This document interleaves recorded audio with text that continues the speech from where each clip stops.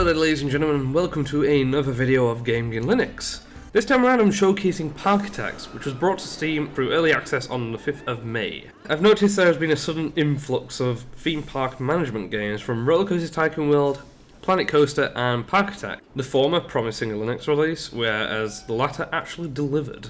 Now, this influx has certainly brought me a little nostalgic joy, because Rollercoaster Tycoon 1 was one of my first PC games that I got into. I would stay on it for a good chunk of the day, building up my theme park, and sometimes leave my computer on all night to unlock as much things as possible, much to my parents' joy. Now, moving on to the game the video is actually about, Parkitect.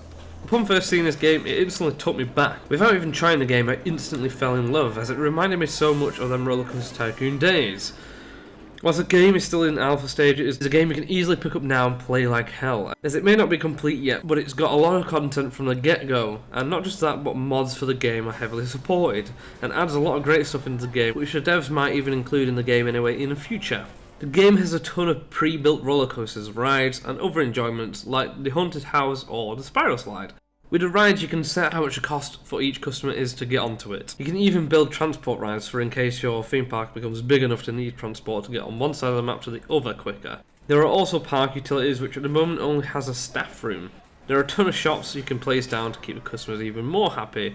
Shops such as the hot drink stand, the cold drinks, balloons, burger stand, cotton candy stand, hot dog stand, you name it. Next up is the Deco Tab, which allows you to add scenery to the park like trees and plants to make it look nicer.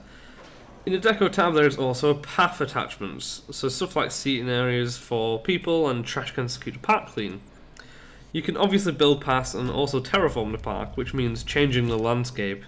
Along with this, if you terraform it so some of the land goes down, you can make a pond as well, which can add to how the park looks.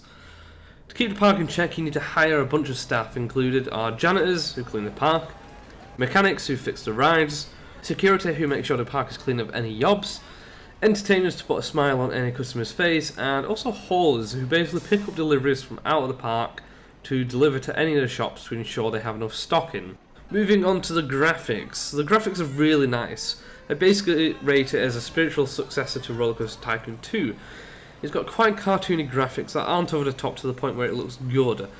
In regards to how it runs, well, I guess the game is in early access after all.